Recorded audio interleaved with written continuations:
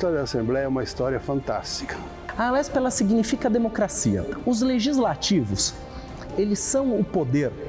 Vamos pensar ali na ideia da democracia ateniense 500 anos antes de Cristo. O coletivo, a decisão do coletivo, a decisão colegiada, onde a gente expõe ideias diferentes, é a base da nossa ideia ocidental de democracia, né?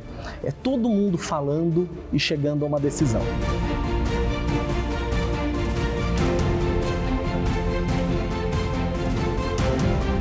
Quando a gente fala do período colonial, a gente está falando aqui um pouquinho depois, já do período monárquico, mas o período colonial, levar a lei para aquela terra que se conquistava ou que se colonizava, na visão dos colonizadores, era implantar os instrumentos de Estado, de poder e de coerção. Então, construíram-se as famosas casas de Câmara e Cadeia, né? Você tinha o poder político em cima, na Câmara, o poder policial embaixo, na cadeia. Eram conhecidas como casas de Câmara e Cadeia, era o poder da lei ali. Olha, a Assembleia começou a funcionar como um conselho. Ela não era ainda, não tinha um poder autônomo. Ela era um conselho que elaborava as leis e que fazia o orçamento e as demais leis, tá certo? Depois, em 1834, transformaram esse poder num poder legislativo. Em 1835, ainda não havia o Estado de São Paulo, nós éramos a província de São Paulo, e a realidade tanto da província quanto da cidade de São Paulo era completamente diferente dessa realidade que a gente tem hoje. A cidade tinha pouquíssimos habitantes, ela era considerada até em crônicas da época como uma cidade taciturna, uma cidade com pouca coisa a se fazer. Era uma economia basicamente agrária, população rural. O café ainda não era importante para a economia da província, ele foi crescendo ao mesmo tempo que o Estado, a província e a Assembleia foram crescendo. E isso se refletiu muito nas políticas públicas aprovadas pela Assembleia, tanto nas discussões no plenário quanto nas leis aprovadas.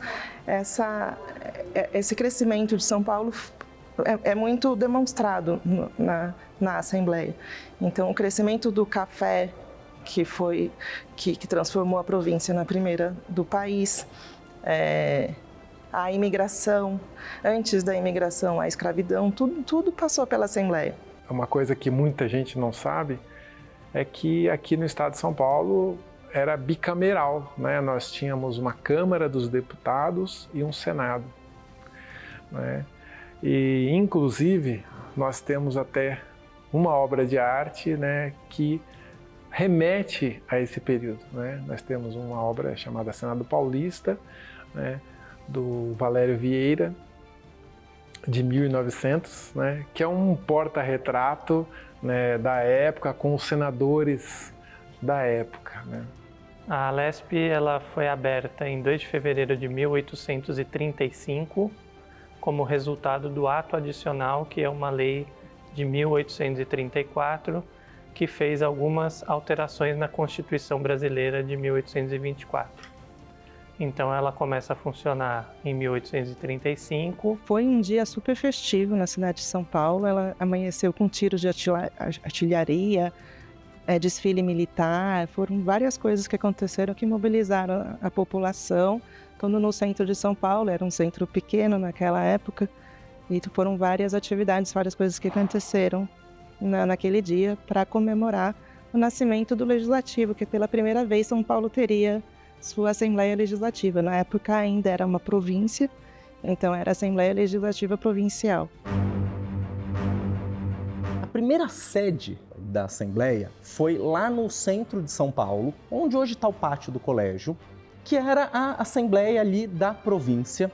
No centro de São Paulo, a Assembleia ficou lá entre 1835 e 1879. A Assembleia foi estar lá no centro por um motivo geográfico óbvio. A cidade nasce ali e de lá São Paulo vai se espraiando a cidade e também o estado. São Paulo sempre foi a cidade, o ajuntamento populacional mais importante de São Paulo, o estado.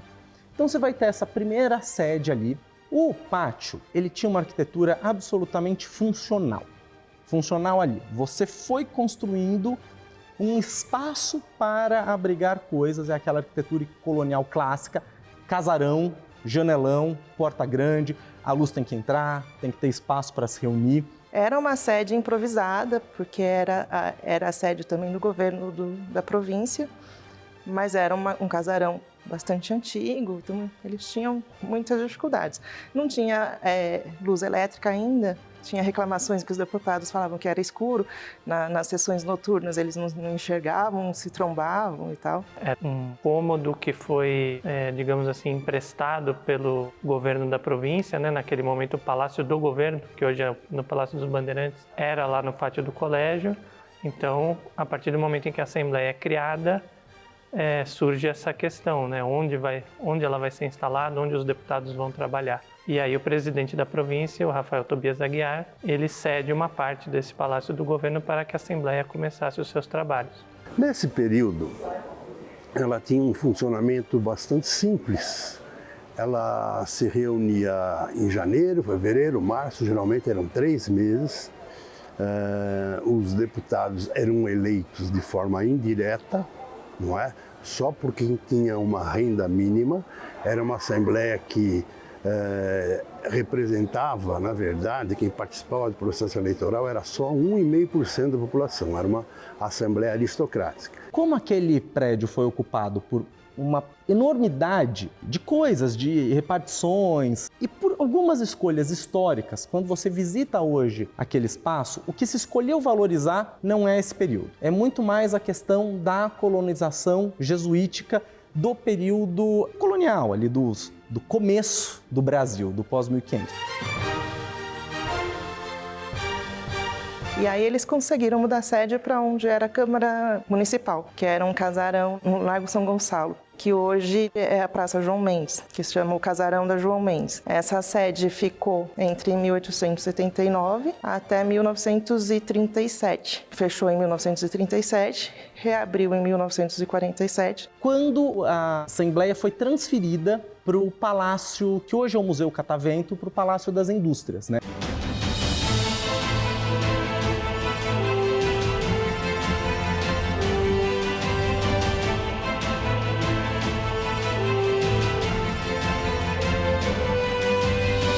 Esse Palácio das Indústrias, que foi construído especificamente por uma grande exposição industrial que foi feita em São Paulo. Para receber a Assembleia Legislativa, o edifício passou por diversas adaptações, né, dentro dos seus pavilhões. Então teve que ser feito um projeto grande para isso, para adaptar os espaços do edifício para receber a Assembleia. Quem fez essa adaptação foi o próprio escritório do Ramos de Azevedo, que na época se chamava Escritório Severo e Vilares. Então esses arquitetos fizeram várias adaptações no edifício, construíram pavilhões novos para que o edifício recebesse a Assembleia Legislativa. Inclusive, nessa época, o prédio até mudou de nome. O Palácio das Indústrias passou a se chamar Palácio 9 de Julho. Criou um palácio com diversos estilos arquitetônicos agregados. Então você tem estilos renascentistas, elementos escultóricos que remetem à antiguidade clássica, grega, paredões que parecem castelos medievais, torres que lembram muito algumas torres da Toscana, né? Mesmo a escada monumental que lembra algumas pontes de Veneza. Então ele fez um agregado eclético, né, com um edifício para celebrar a indústria, a agricultura e o comércio de São Paulo. Aí, finalmente, no começo da década de 60, o então presidente da Assembleia, Abreu Sodré, ele fez um projeto para construir um prédio específico para o Legislativo, que era um sonho desde o Império. Eu fui à prefeitura, fui aos órgãos que controlavam o tombamento de áreas em São Paulo e consegui, ao final do Ibirapuera, esta área para construir a Assembleia Legislativa. O Palácio 9 de Julho, ele está relacionado à Revolução Constitucionalista de 1932, né, que tem como data-chave o 9 de julho. Os deputados fizeram uma homenagem à Revolução de 1932, a Revolução Constitucionalista, Na época, a Assembleia estava fechada, ela foi reaberta em 1935 e os ideais da Revolução eram justamente isso, né, de reconstitucionalizar o país. E foi um movimento muito importante para o estado de São Paulo. Inclusive, a legislação de 1935 contou com muitos deputados que tinham feito parte da Revolução de 32.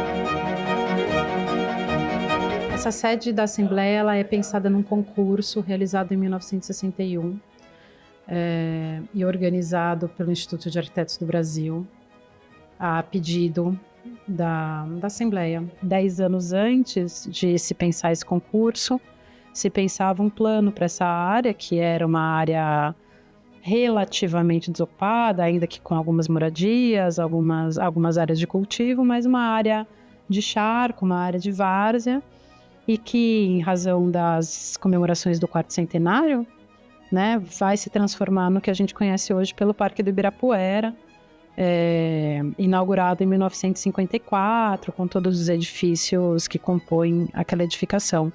Já naquele momento, de 1954, a gente tem uma série de traçados de avenidas que fazem com que o Parque do Ibirapuera seja separado desse lote onde hoje está a Assembleia, né? Que ao longo desses 10 anos era um lote vazio, um grande lago ocupando esse lote entre o ginásio do Ibirapuera e o parque e a avenida que separa do parque. A grande diferença desse prédio é que ele é um prédio planejado, tanto internamente, para atender as necessidades da Assembleia, quanto para atender as necessidades, ou o que se julgavam ser as necessidades da cidade. Quando você tem o 4º centenário de São Paulo, cidade, em 1954, o presente para a cidade é o Parque do Ibirapuera. Então, é aquela área verde que você abre qualquer mapa de São Paulo, você consegue se localizar pelo parque, porque ele é um colosso verde, é o nosso Central Park. Isso inclusive foi falado.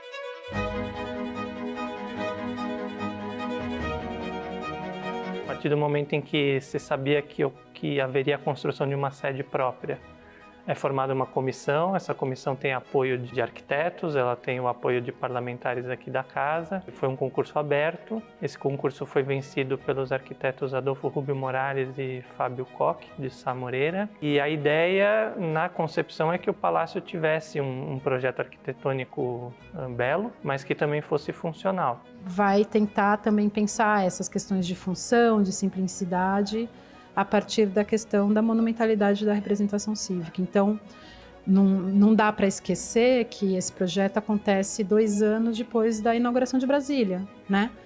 E que, de alguma maneira, tem estratégias de projeto muito parecidas, ainda que esse prédio seja muito diferente dos projetos, por exemplo, do Niemeyer, na Esplanada de Brasília, né? Mas lança a mão dos prismas, das rampas de acesso, do que era uma esplanada na entrada do edifício, que hoje aqui não existe mais, né? Mas tenta trabalhar esses elementos arquitetônicos, que não são únicos desse projeto, mas fazem parte aí de um modo de solução desses espaços muito próprios daquele momento dos anos 50 e 60. Um prédio muito bonito, construído em bases modernas, que é concreto armado, que permite se fazer as vigas, e a partir daí você tem liberdade de fazer o que você quer. E aqui se fez essa muralha de vidro com alumínio. Não foi só o palácio que foi projetado, mas os móveis que faziam parte do palácio também foram projetados para este palácio. Hoje tem muitos desses móveis, alguns já não fazem mais parte, ainda não existem, mas a gente também tem ainda algumas amostras, né, destes móveis que foram projetados para este palácio, né?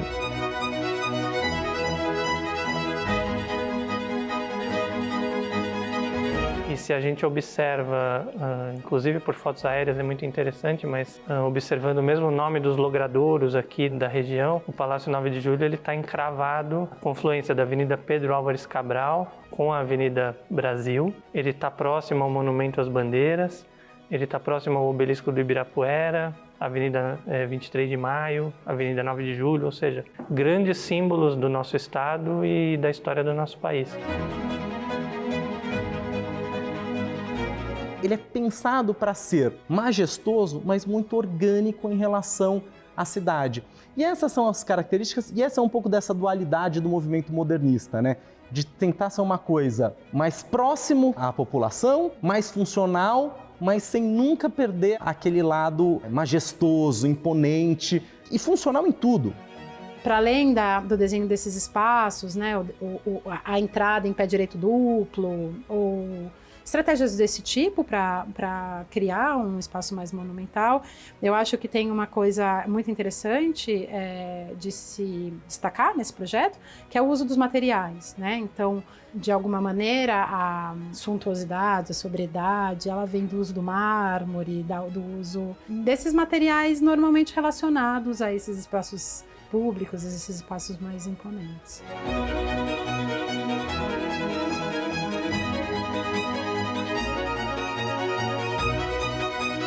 Eu lembro da queixa que faziam os antigos deputados que vieram lá do Palácio das Indústrias, que eles diziam que o gabinete deles era uma coisa só. Todos os deputados, assessores, não tinha lugar específico. E aqui não, aqui foi construída aquela sala na frente e uma sala atrás.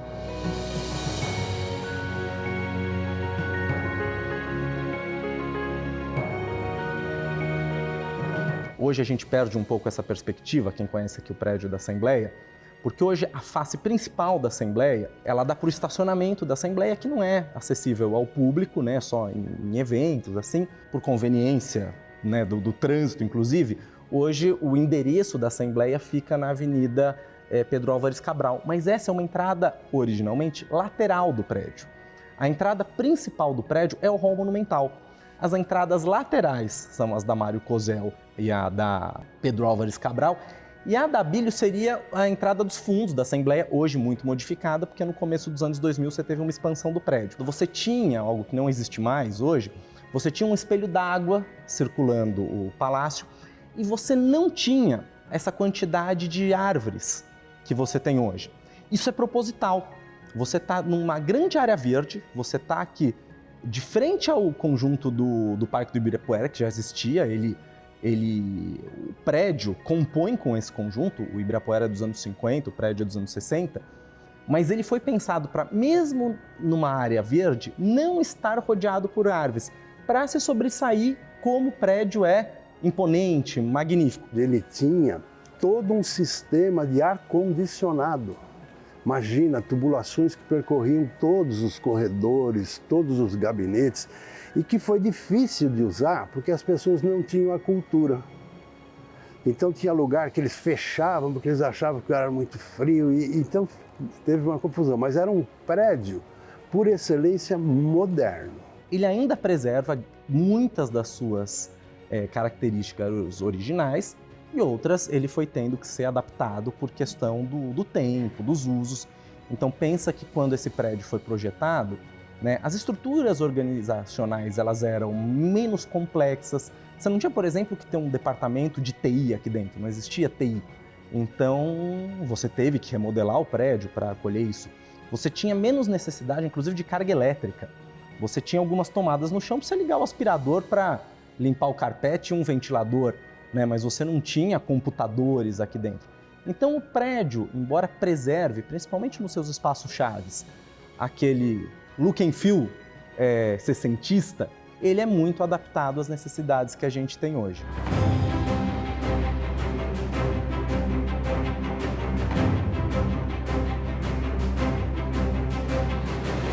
Uma coisa que você vê muito em edifícios dessa época são os tais dos brise-soleil, né? Que é o quebra-sol, que é toda a fachada, que é a grande marca da fachada da Assembleia. A gente passou por um processo de reforma, que está sendo concluído agora, da troca desses brises, que ainda eram os originais dos anos 60, e pelo desgaste do tempo, quem está fora não percebe a troca, porque o prédio é tombado e eles foram feitos para reproduzir aquelas características com algumas inovações que a tecnologia de hoje permite, inclusive a possibilidade da manutenção que o outro não dava. Mas quem trabalha aqui percebeu como o prédio ficou quente quando a gente tirou aquilo para fazer a reforma, né? Os aparelhos de ar-condicionado não suportavam, porque essa arquitetura daquele momento ela é pensada para ser funcional. O Breezy está lá não é só porque é bonito, o Breezy está lá porque ele tem efeito real no conforto térmico do prédio. Ele está lá porque ele realmente diminui a incidência do calor aqui dentro. Se a gente queria ter grandes janelas, uma fachada livre, mas ao mesmo tempo um controle da luz, um controle da temperatura, esse elemento vazado, e uma privacidade, inclusive, esse elemento vazado ajuda a fazer esse filtro entre interno e externo. Outras características que são mais marcantes e mais visíveis, assim, espelhos para aumentar, como aqui onde a gente está gravando, que é o salão dos espelhos. Os espaços mais importantes, um pé direito extremamente alto. O plenário aqui tem um pé direito de 3 andares, o hall monumental a mesma coisa, né? É o terror do pessoal da manutenção, então você imagina a dificuldade, às vezes, de uma simples limpeza de janela com esses Breezes, ou trocar uma lâmpada, ou dar uma manutenção num ar-condicionado, num plenário, ou no hall monumental. São operações de guerra que você tem que fazer em recesso parlamentar, porque ela atravanca mesmo o dia a dia da casa, que talvez isso os arquitetos lá daquele momento não estivessem tão preocupados. Então foi um prédio que tinha todos os elementos essenciais. O plenarião, os plenarinhos para os trabalhos das comissões e uns gabinetes que atendiam os deputados com seus funcionários e a comunidade que vem aqui, que tem que ser recebida nos gabinetes, não é mesmo? Então ele foi bem estruturado, depois ele tem outros anfiteatros, outros salões, tem um grande salão na entrada que é majestoso, né?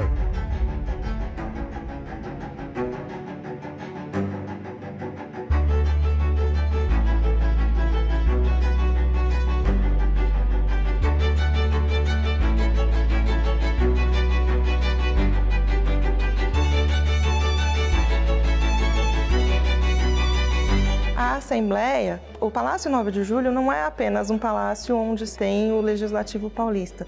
Ele também tem essa interação com a sociedade por meio da arte. Inclusive, no projeto arquitetônico do palácio, foram previstas áreas para exposições artísticas. O palácio recebe os cidadãos para se manifestar, para acompanhar as atividades legislativas, mas também para ter acesso à arte. Ela vai ser importante. Ainda que não chegue a ser tal como proposto pela síntese das artes, né? Aquela integração de fato de um mergulho de arte e arquitetura, que a gente tem uma sobreposição de elementos artísticos os mais variados, né? Esculturas, pinturas, o mobiliário, que é muito interessante, compondo esses espaços da arquitetura. A constituição do acervo artístico da Assembleia, ela é muito interessante, e ela vai ser permeada exatamente por essas fases, essas idas e vindas, e por como a população, o povo e os próprios artistas foram lendo a Assembleia durante o tempo. A construção do Museu do Parlamento, que é uma coisa, para mim, muito importante. Eu convidava aqueles que me visitavam a doar uma escultura, uma pintura, uma fotografia que representasse a sua comunidade produtiva, corporativa ou das nações. E aí construímos aqui um museu de 1.500 peças, que foi premiado na Unesco como o Museu do Parlamento mais significativo dos parlamentos mundiais. Essas esculturas que tem aí no jardim nos foram doadas pelo Palácio dos Bandeirantes, doadas por muitas instituições. Na verdade, a LESP possui vários prêmios, diplomas concedidos por fundações de Bienal de Arte de várias cidades italianas, como Veneza, Roma. Então esse reconhecimento vem não só dos nossos visitantes, como de instituições especializadas no assunto.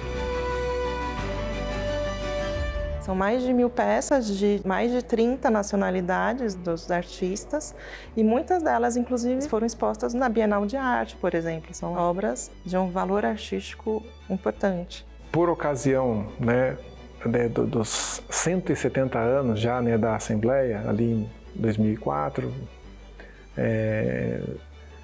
e que foi ali, passou de 2004, chegou até 2005 e tal, foi feito um grande painel, que é o conhecido Painel São Paulo, que é o nosso cartão de visitas. As pessoas chegam no hall monumental, vem aquele painel de 14 metros de comprimento, que procura dar um resumo da história do Estado lá desde justamente, né, dos indígenas, né, pela questão do povo negro. Arte, exposições, a própria grandiosidade do prédio faz com que seja interessante você ser exposto aqui.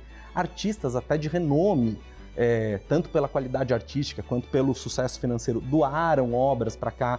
Então você tem no nosso acervo desde obras de ilustres desconhecidos com pouquíssimo valor monetário a obras do Romero Brito. Você tem obras majestosas. Se você for no estacionamento da Assembleia também, você vai ver que tem um trilho, um dormente ali de trem, né, subindo, que é uma imagem muito típica do estado de São Paulo, que desde os anos 30 se denominava a locomotiva do Brasil. Nós temos um pequeno acervo a céu aberto.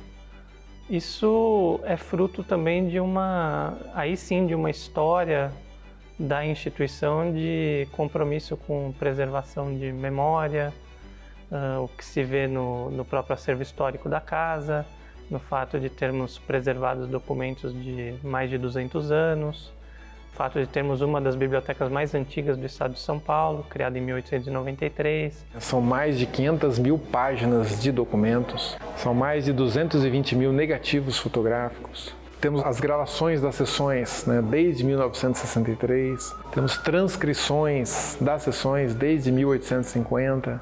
Esse material, que faz parte do nosso arquivo permanente, é um material que é único, né, desse acervo histórico e mesmo artístico, né, são materiais únicos assim, que não existem em outro lugar. Né, e é por isso que nós temos que valorizar, né, este acervo, cuidar dele com o maior zelo, com o maior carinho.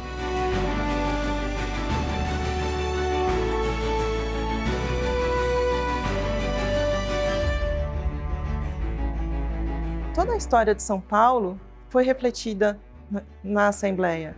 A Assembleia repercute tudo o que aconteceu, todos os momentos importantes. Quando a gente faz um mergulho na história da Assembleia Legislativa, desde o seu início em 1835, a gente consegue, por meio da própria história interna aqui da instituição Assembleia Legislativa, compreender o que se passou em São Paulo.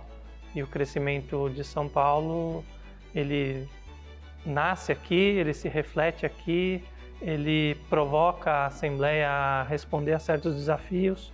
A Assembleia é a casa do povo, né?